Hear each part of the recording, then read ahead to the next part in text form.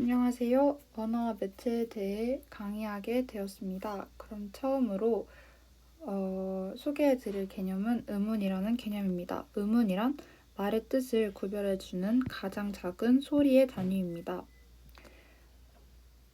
의문에 대해서 조금 더 쉽게 이해하고자 예를 들어서 설명해 주도록 하겠습니다. 여기에 예는 불과 풀이 있는데요. 불은 초성은 비읍, 중성은 모음, 우, 종성은 리을이라는 받침으로 이루어져 있습니다. 반면에 풀 같은 경우는 초성이 피읍, 중성이 우, 종성이 리을로 이루어져 있습니다. 둘의 모양을 보자면 우와 리을은 같은 걸로 보이는데요. 초성만 다릅니다. 초성만 다른 이 두 개를 최소 대립상이라고 하는데요. 최소 대립상은 하나의 의문에 의해서만 뜻이 구별되는 단어들의 쌍입니다. 여기에 보셨다시피 비읍과 피읍을 예로 들을 수 있는데요. 여기서 하나의 의문이라고 했는데 그 의문은 즉슨 피읍과 비읍이란 뜻이겠죠? 가장 작은 소리의 단위라고도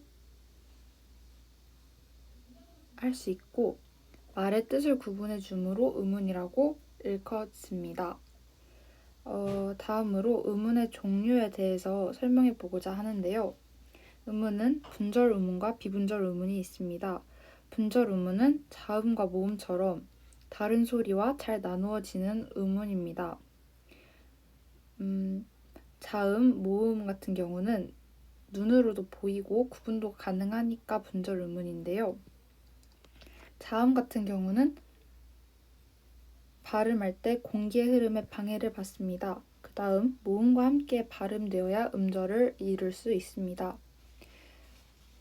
그 다음으로 모음은 발음할 때 공기의 흐름을 받지 않으면서 발음할 때 입술이나 혀가 고정되어 움직이지 않는 단모음과 입술의 모양이나 혀의 위치가 달라지는 이중모음이 있습니다. 다음으로 반모음인데요. 반모음은 공기의 흐름에 방해를 받지 않으나 단모음과 함께 이중모음을 이루어 음절을 이룰 수 있습니다. 그리고 비분절 의문은 높고 낮음과 강하고 약함, 길고 짧은 같이 다른 소리와 잘 나누어지지 않는 음은 운소에 얹혀 실현이 되면서 운소라고도 하는데요.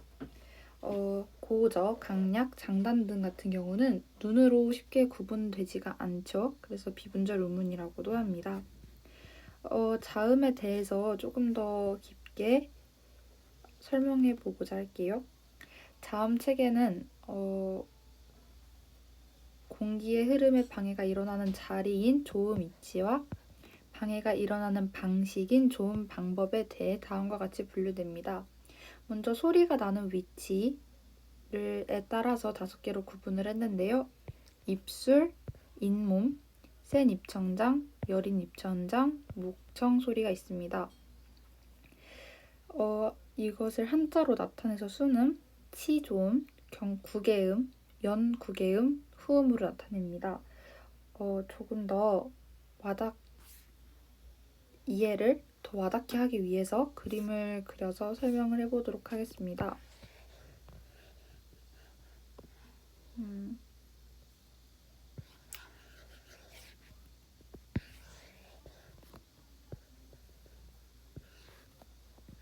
사람의 얼굴이 있고 이것을 입 안이라고 하겠습니다. 이것은 혀예요.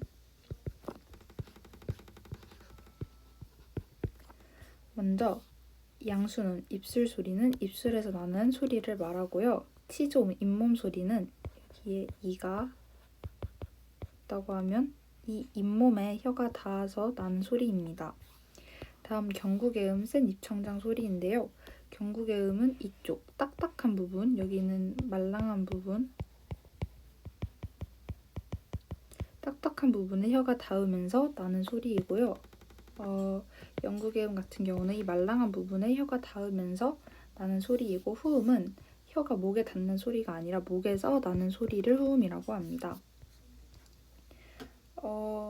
대표적으로 일단 자음 중에서도 대표로 나는 자음에 따라 소개해보자면 비읍, 디귿, 시옷, 지읒, 기역, 히읗이 있습니다.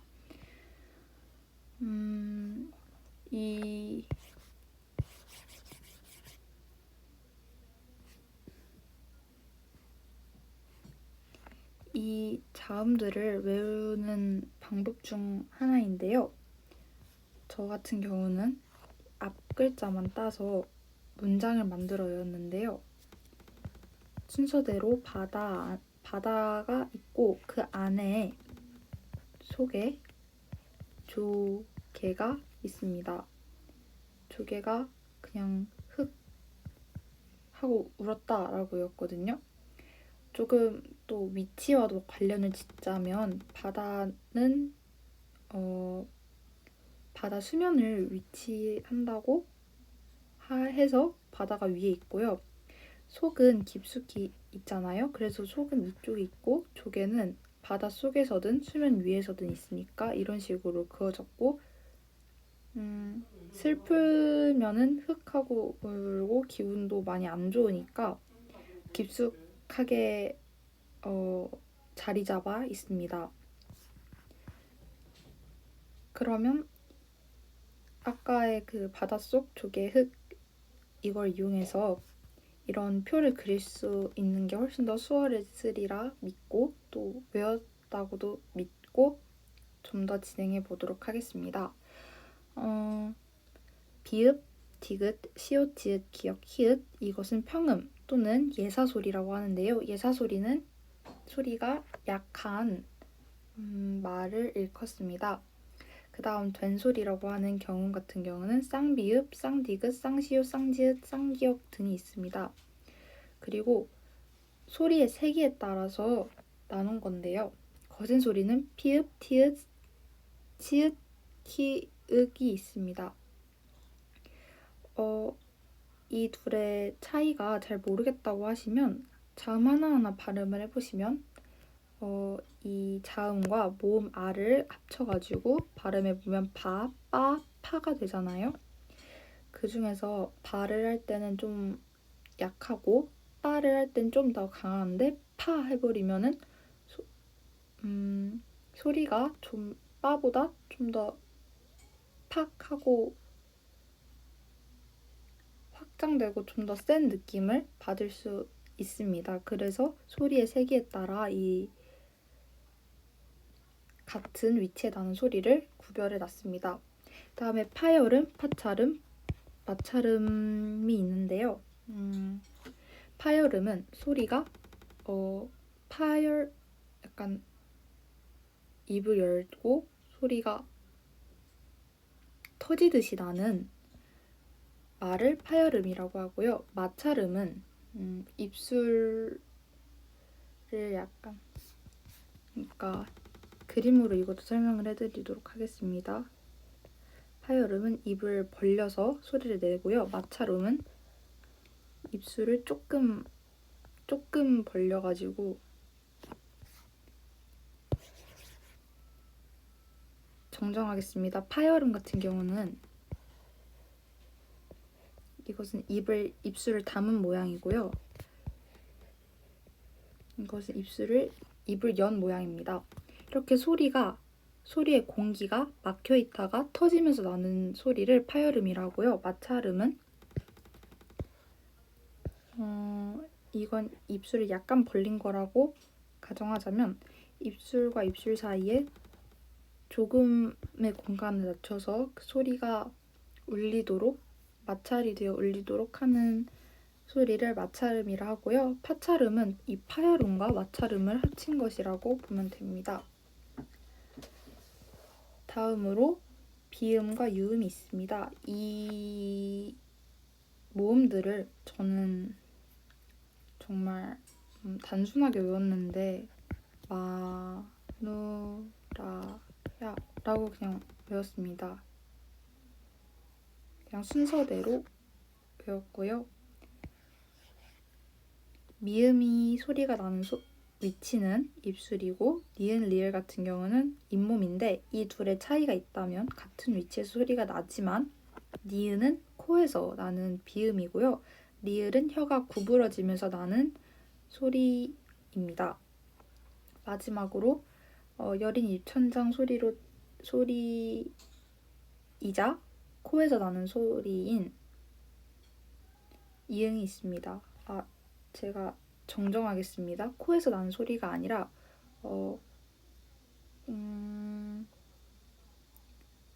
콧소리라고도 하죠.